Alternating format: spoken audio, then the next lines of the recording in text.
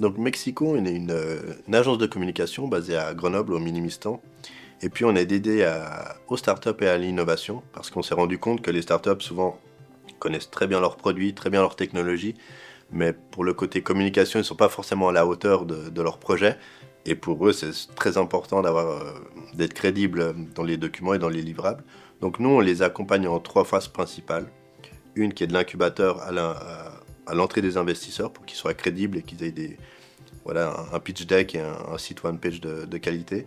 Et ensuite, lors d'une levée de fonds, quand ils montent en gamme, ils ont besoin de recruter, ils ont besoin de présenter le produit, donc on va aussi les aider là-dedans.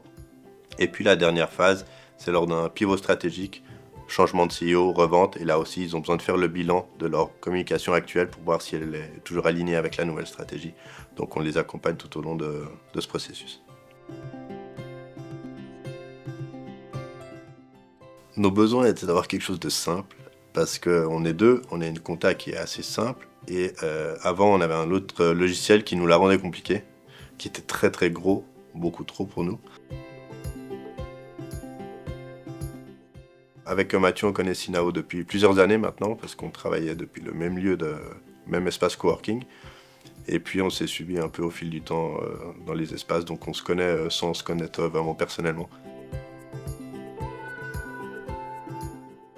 Alors nos besoins, c'est de faire des devis, des factures, et d'avoir des rapprochements automatiques entre notre banque et nos factures. Et puis faire des factures récurrentes. Pour nos sites internet, on a une maintenance annuelle. Et plutôt qu'avant on le faisait manuellement, on se mettait des rappels pour faire la facture. Là, ça se fait automatiquement et ça c'est... Déjà, on a moins de pertes parce que voilà, on n'oublie pas de faire une relance. Donc notre compta est plus propre. Et puis... Et puis avant, c'est vrai que tout ça, on pouvait le faire avec l'ancien outil, mais c'était beaucoup plus compliqué, plus complexe, parce qu'il y avait énormément d'options de tous les côtés. Et ça rendait Voilà, c'était fastidieux, alors que maintenant, on arrive à être beaucoup plus à jour dans notre compta, parce que c'est plus simple à faire. Donc c'est vraiment un gain d'efficacité, et même de charge mentale, parce qu'on sait que ça va être simple.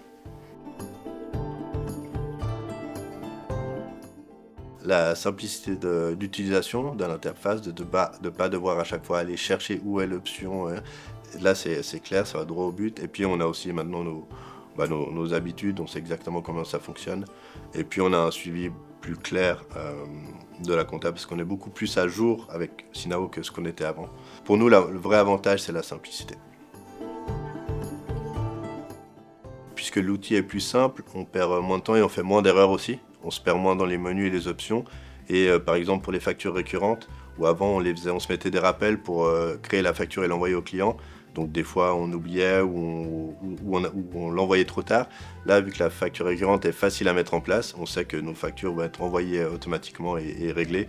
Donc de ce côté-là, même financier, ça nous évite de perdre bêtement de l'argent parce que l'outil est trop compliqué.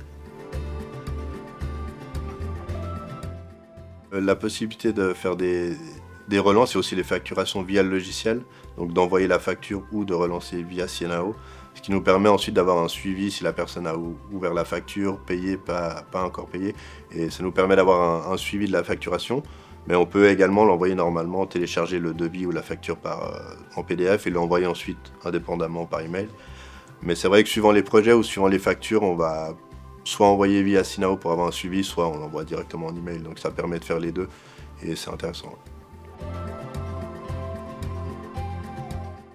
Alors avec le cabinet de comptable, nous on rentre nos informations, nos factures sur Sinao. Eux ils récupèrent les données et puis nous on fait le bilan au 30 septembre. Donc un peu avant, le cabinet de comptable nous contacte pour nous dire voilà il y a telle différence, il nous manque tel fichier, il y a telle justification qui n'a pas été faite ou il y a un retard de paiement sur telle facture. Et ensemble, on va un peu régler. On fait le travail ensemble en fait. On met les factures qui manquent, on relance les clients et on s'assure que pour la date du bilan, tout est au clair. Donc tout au long de l'année, il n'y a pas forcément de lien direct pour Sinao entre nos comptables et nous. Par contre, à la fin, on fait une mise en relation pour être sûr que tout est OK des deux côtés. Et, et là aussi, vu que le suivi est assez simple sur Sinao, on a beaucoup moins de travail à faire avant le bilan qu'avant, où il y avait un gros travail de tout récupérer, les fichiers, etc. Donc on fait juste un point à la fin et ça suffit avec le comptable. ça dépend, je pense que ça dépend de la structure et des besoins de l'entreprise, mais en tout cas pour une entreprise dans notre cas qui a une comptabilité assez simple, bah, je mettrai en avant la simplicité et de pouvoir faire facilement la base, ce qui est très important. Et ensuite, je pense qu'on peut aller plus loin. Nous, il y a sûrement des options qu'on ne connaît pas encore de Sinao qui pourraient nous être utiles. Mais c'est vraiment pour les petites structures, en tout cas comme nous, c'est la simplicité. Et puis le suivi de la facturation qui est intéressant de savoir qui on doit relancer, où on en est exactement. Ouais.